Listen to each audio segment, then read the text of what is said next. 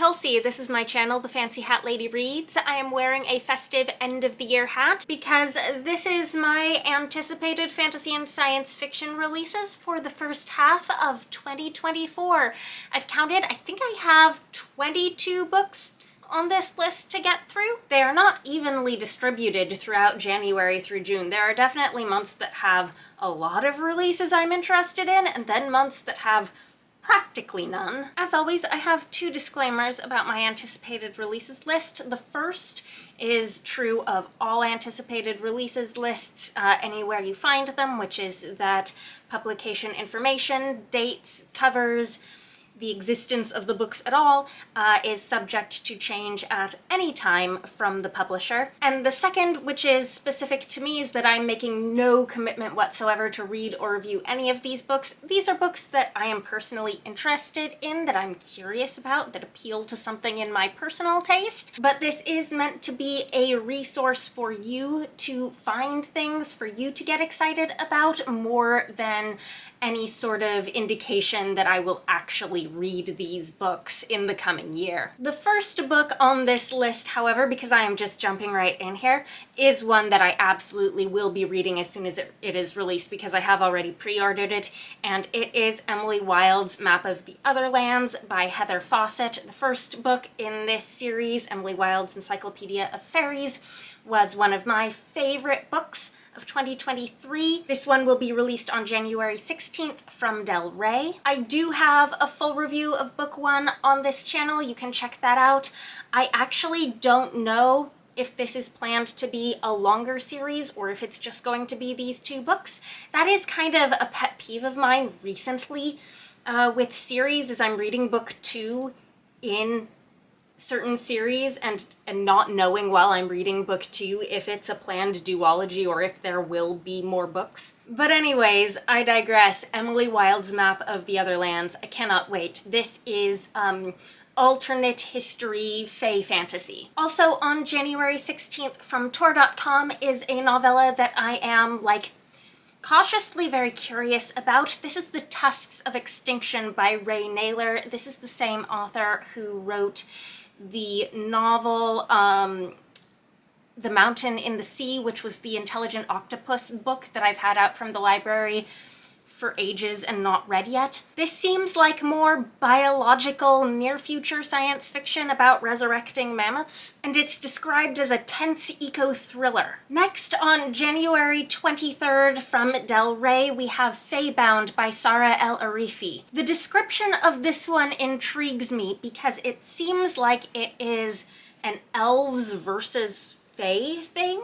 I don't know if there are any humans in this book. Personally, I kind of hope not. That's what I'm hoping for. I also don't know to what extent this is a sapphic romance, but I've certainly seen that element of it hyped up quite a bit. This is honestly a book that I'm seeing hyped up a lot on social media, but I'm allowing myself to be optimistic just because this isn't a debut. This is this author's second series now, and I haven't heard bad things about her previous books. Those are my only three books for January. Moving on to February 13th from Titan Books, we have the Briar Book of the Dead by A.G. Slater. That is an alternate name for Angela Slater. This is the same pen name and publisher as the prior two novels in this universe that she's written, The Path of Thorns and All the Murmuring Bones.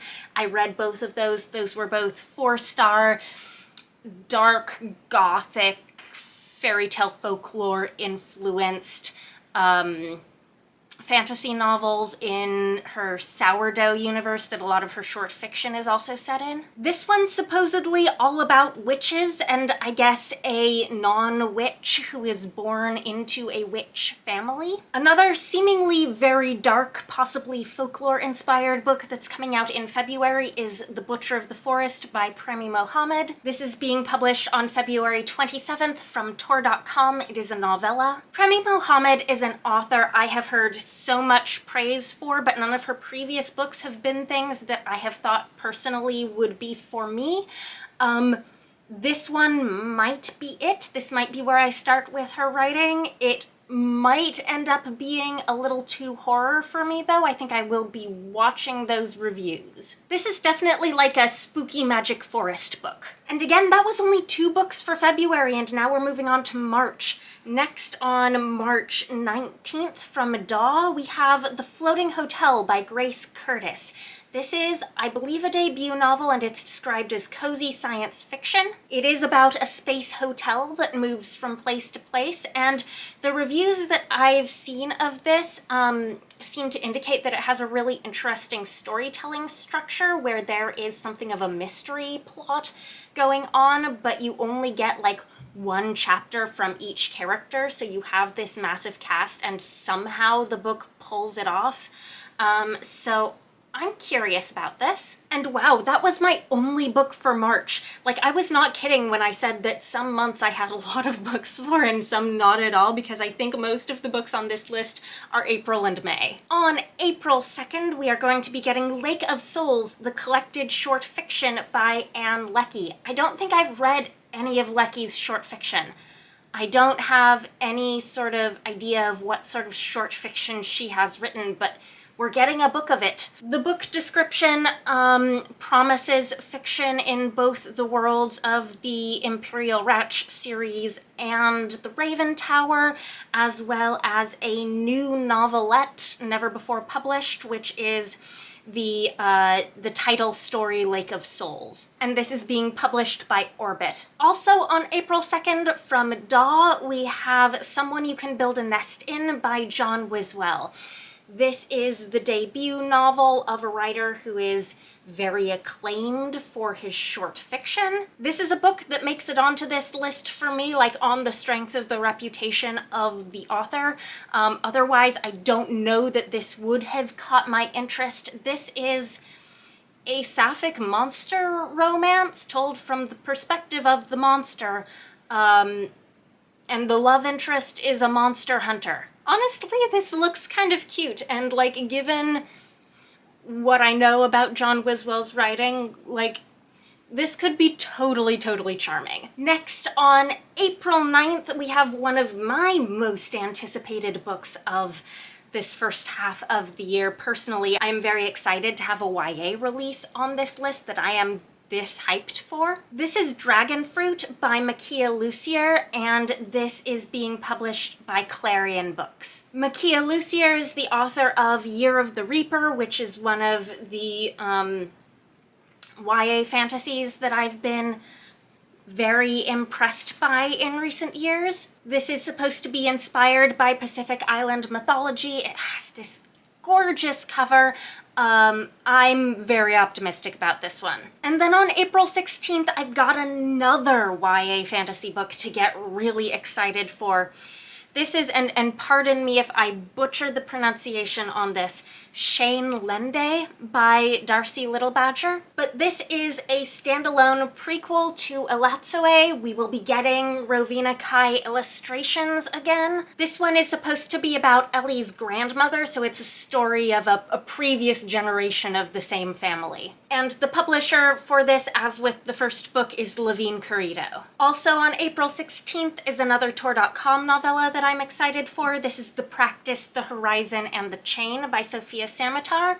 Sofia Samatar is an author that I had been like certain I would like for a really long time, but it took me ages to get around to reading any of her longer work. I had read just a little bit of her short fiction. I finally read A Stranger in Alondria in October of this year. This, however, is science fiction, and I kind of have no idea what to expect from Sofia Samatar writing science fiction, but I assume it will be brilliant. On April 23rd, also from Tor.com, but this time a novel, I believe, if the page count on Goodreads is correct. This is The Dead Cattail Assassins by P. Djèlí Clark. I don't think this connects to any of his previous fiction. I think this is a new fantasy world, and this is about undead assassins. I associate P. Djèlí Clark most strongly with alternate history. I don't think that's what this is. I think this is a whole invented fantasy world. I could be wrong. And that was just the first of 4 books that I have on this list releasing on April 23rd, so that must be a big release day this spring. The next is A Letter to the Luminous Deep by Sylvie Cathrall. This is supposed to be like a cozy, light academia fantasy romance set in an underwater fantasy world. Very intrigued. It's listed on Goodreads as the first in a series called The Sunken Archive. I don't know what any future plans for that series are. I don't know if this will stand alone or not. But this is also on April 23rd from Orbit. Book 3 on April 23rd is Song of the Six Realms by Judy Eileen, and this is being published by Fievel and Friends. This is a young adult fantasy from the author of the Book of Tea duology. This is described as a dreamy gothic romance in like a Chinese fantasy situation with immortals and such. And then my 4th book for April 23rd is The Wings Upon Her Back by Samantha Mills, which is from Tachyon Publications. Samantha Mills is a writer who's gained much acclaim in the short fiction world for the story Rabbit Test, which won a bunch of awards this year. I will tell you, I have not read Rabbit Test because I know it's like a very heavy thing about reproductive rights, and I'm just feeling very nervous about all of that. However, I believe this is her debut novel and therefore definitely noteworthy. This also seems like it's wrestling with some very heavy subject matter with a very intriguing premise. I'm not really sure where this is going to fall on like the science fiction fantasy continuum. It's described as science fantasy. It seems like there are gods in it, but also like some interesting tech. But I believe this is about a woman who at a young age became like a mechanically modified, I think is the term that is being used here, mechanically modified warrior sort of police person, and now many years later is becoming disenchanted with the system that she's been made a part of. Next, on May 7th from Tor.com, we have The Brides of High Hill, which is going to be the 5th Singing Hill cycle novella from Nghi. I am fully aware that I have some catching up to do on this series. I've only read 2 of the 4 books that have been released so far, but I have enjoyed both of the books I've read, and it seems like there will continue to be more of them, at least for the foreseeable future. These are mostly, I think, sort of standalone companion novellas about the traveling cleric Chi and their adventures in recording stories and history in various parts of this Chinese-inspired fantasy country. This one is described as, and I must read this, a gothic mystery involving a crumbling estate, a mysterious bride, and an extremely murderous teapot. Excuse me, please, give me the murder teapot. I must know what is going on with the murder teapot. Also on May 7th, we have a book that was initially scheduled for this year, but now has been pushed back. This is Space Oddity by Catherine M. Valenti from Saga Press, the sequel, the long-awaited sequel to Space Opera. I don't know exactly what the holdup has been with this book. I am kind of at the point where I will believe that it's published when I see it in bookstores, but right now, allegedly, it's happening on May 7th. A debut novel coming on May 14th is The Honey Witch by Sydney J. Shields. This is another cozy fantasy. I believe it's a sapphic romance. It is about a young woman who is apparently in training to become the next Honey Witch, whatever that means. I am intrigued. But apparently the Honey Witch can never fall in love, and I guess she's gonna fall in love, so the Honey Witch thing might not work out for her. And the publisher for this one is Red Hook. Also on May 14th from Saga is I'm Afraid You've Got Dragons by Peter S. Beagle.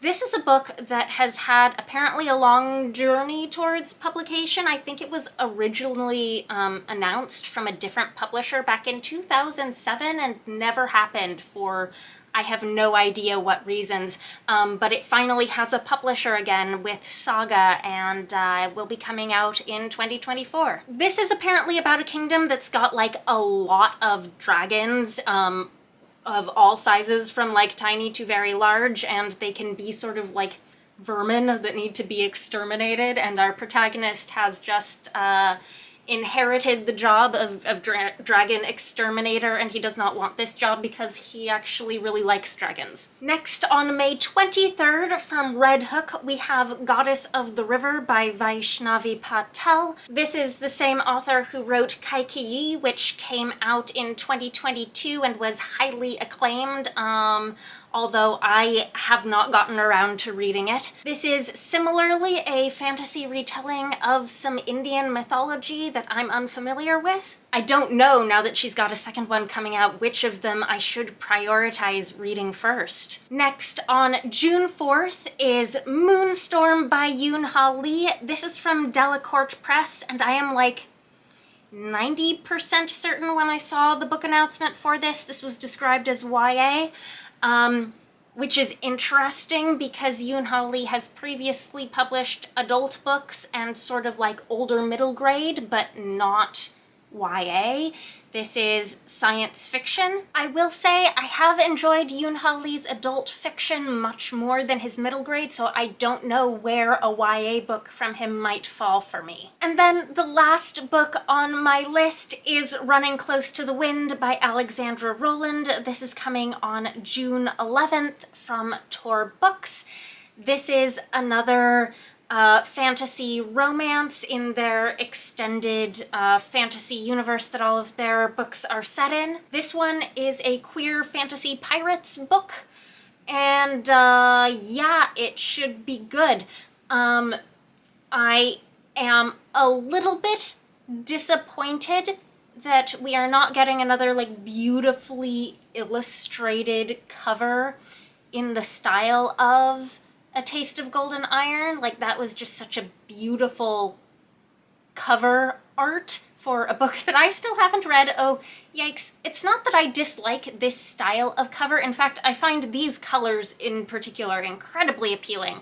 I just like the, like, very detailed illustrated style better. I also think we are getting a self-published companion and novella to A Taste of Golden Iron, but I did not do my research before sitting down to film this video to figure out what the release date on that is. But like, heads up, there will also be more self-published content from Alexandra Rowland very soon. Anyways, that is it. That is my list of books that I am looking forward to in the first half of 2024.